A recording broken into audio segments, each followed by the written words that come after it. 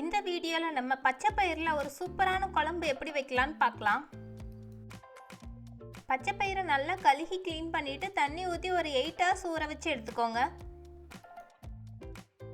நம்ம ஊற வச்சிருந்த பச்சை பயிரை இப்போ குக்கரில் சேர்த்துக்கோங்க. அதோட கொஞ்சமாக சின்ன வெங்காயம், கொஞ்சம் பூண்டு, ஒரு பெரிய தக்காளி சேர்த்துக்கோங்க.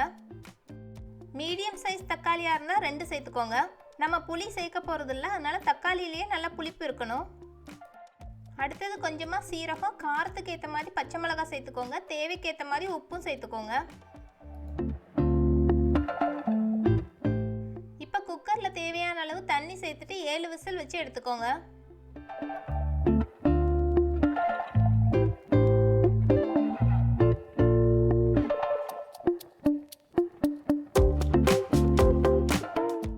பச்சை பயிரையும் அதோட சேர்த்துருந்த இன்க்ரீடியன்ஸையும் நம்ம வேக வச்சு எடுத்துட்டோம். இப்போ இருக்கிற தண்ணியை கொஞ்சம் ஃபில்டர் பண்ணி எடுத்துருங்க.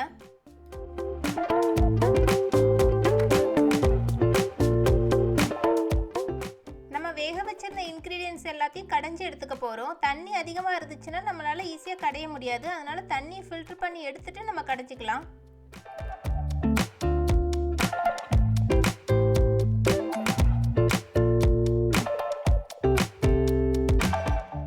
இப்போ பருப்பு மத்து வச்சு நல்லா ஃபைனாக கடைஞ்சி எடுத்துக்கோங்க.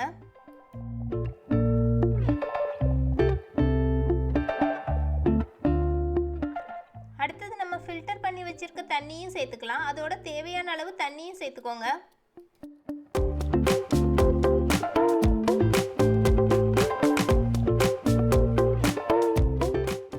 உப்பு பார்த்துட்டு நம்ம தேவையான அளவு சேர்த்துக்கலாம். அதுக்கப்புறம் கொஞ்சமாக மஞ்சள் தூள் சேர்த்துக்கோங்க.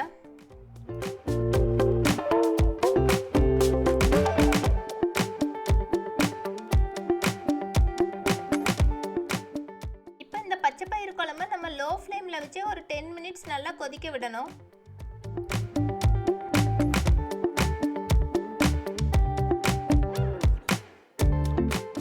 கொஞ்சமாக தேங்காய் திருவி சேர்த்துக்கோங்க.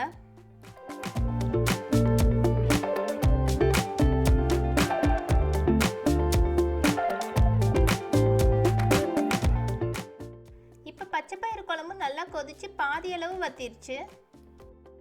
அடுத்தது கொஞ்சம் எண்ணெய் சூடு பண்ணி கடுகு, கருவேப்பிலை, வெங்காயம், காஞ்ச மிளகாய் சேர்த்து தாளித்து நம்ம குழம்போடு சேர்த்துக்கலாம்.